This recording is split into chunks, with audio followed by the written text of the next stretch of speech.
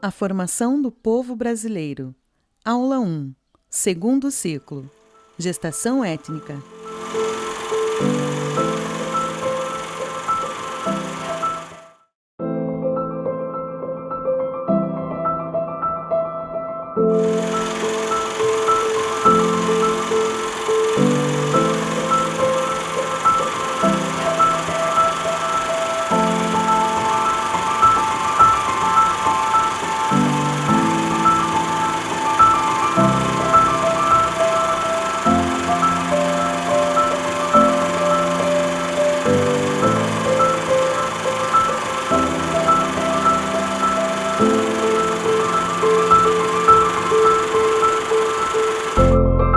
Surgimos da confluência do entrechoque e do caldeamento do invasor português com índios silvícolas e campineiros e com negros africanos, uns e outros aliciados como escravos.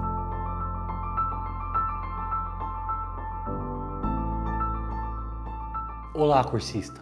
Vamos começar a primeira aula do segundo ciclo da formação do povo brasileiro, Gestação Étnica.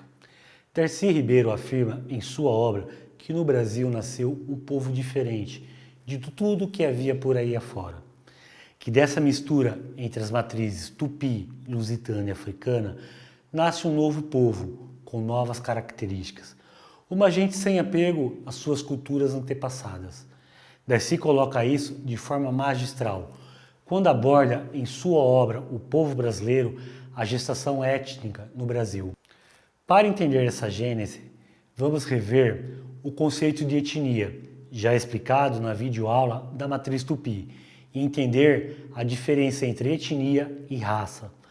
Vamos explicar o significado do cunhadismo, mostrar como a miscigenação aconteceu no Brasil e conhecer um pouco do mercantilismo para que cada um consiga aprender e fixar esses conteúdos. Então, boa aula e um excelente aprendizado.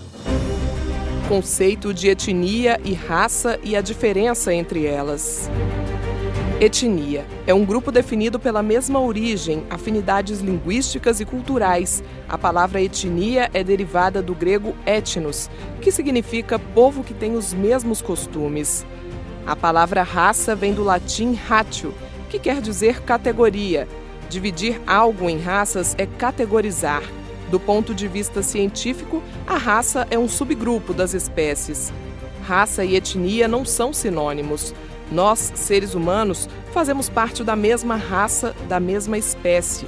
A raça entre os homens foi um conceito criado socialmente para identificar diferenças biológicas entre as etnias.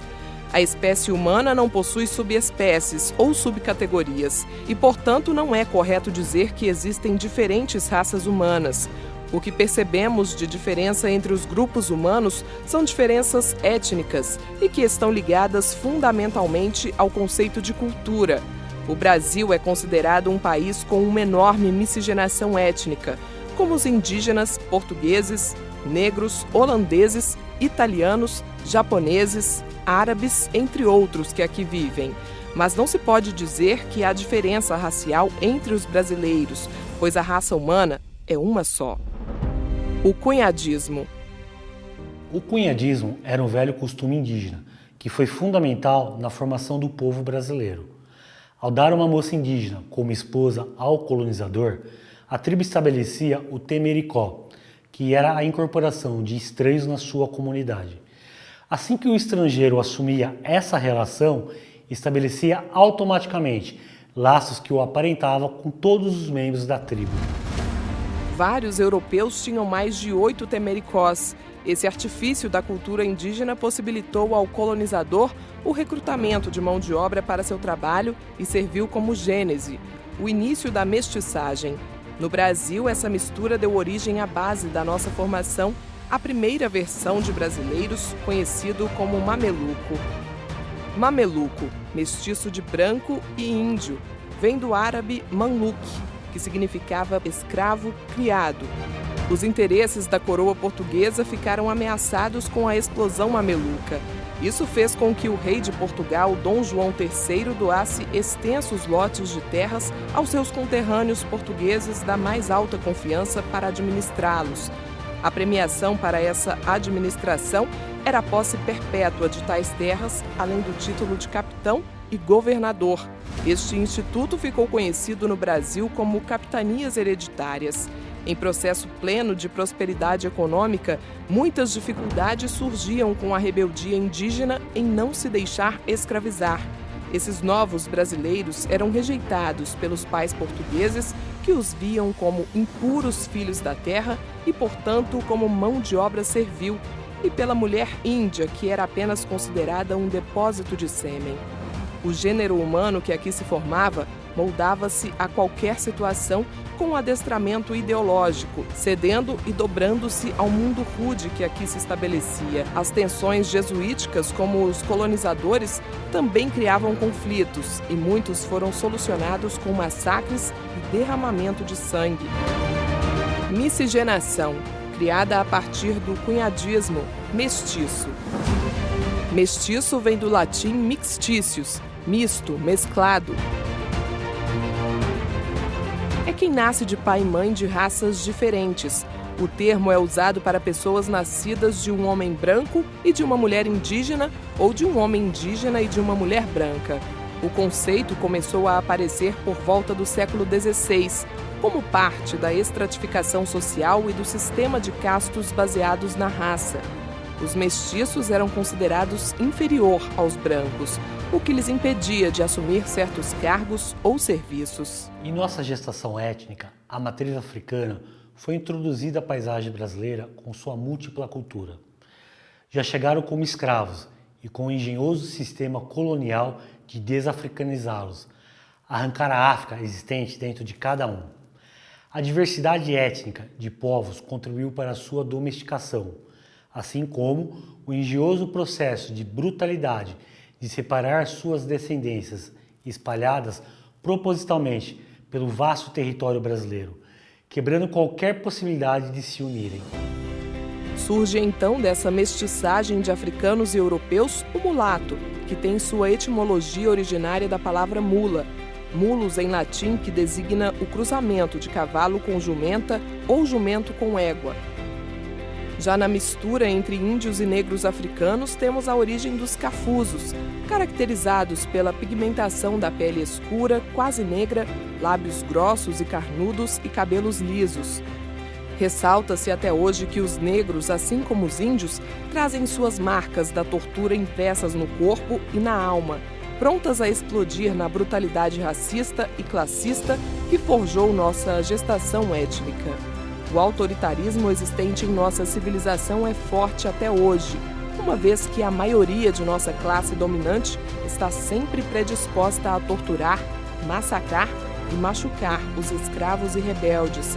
O processo de desculturação sofrido pelos índios e negros também foi sofrido pelos colonizadores, que não conseguiram preservar sua origem europeia. Esse caldeirão inflamado produziu uma nova espécie do gênero humano, edificado na desindigenização, desafricanização e na deseuropeização. Mercantilismo. O que é mercantilismo? Qual o propósito dele? Mercantilismo é o nome dado a um conjunto de práticas econômicas desenvolvidas na Europa na Idade Moderna, entre o século XV e o final do século XVIII. O mercantilismo originou um conjunto de medidas econômicas diversas, de acordo com os interesses do Estado. Teve uma forte intervenção do Estado na economia. Como consequência, várias medidas foram tomadas para unificar o mercado interno e teve como finalidade a formação de fortes estados nacionais. O mercantilismo nasceu no período em que a Europa estava passando por uma grave escassez de ouro e prata, não sendo, portanto, suficiente para atender ao volume crescente do comércio. Esses metais preciosos eram levados dos territórios novos para a Europa. Desenvolveu-se numa época que a economia europeia estava em transição do feudalismo para o capitalismo. As monarquias feudais medievais estavam sendo substituídas pelas novas nações-estado centralizadas, em forma de monarquias absolutas ou parlamentares. Baseado na existência do binômio metrópole-colônias, o mercantilismo assumiu formas nacionais. Podemos citar em ordem cronológica: Portugal, Espanha, Inglaterra, Holanda, França, Dinamarca e Suécia durante os séculos XVI a XVIII. Nesta época, o mercantilismo começa a ser conhecido com outras denominações, como o sistema mercantil, sistema restritivo, sistema comercial, colbertismo na França e cameralismo na Alemanha. Derivado da expansão militar europeia e do fraco desenvolvimento manufatureiro, como complemento da produção clássica da agricultura, o mercantilismo promoveu notavelmente o comércio internacional.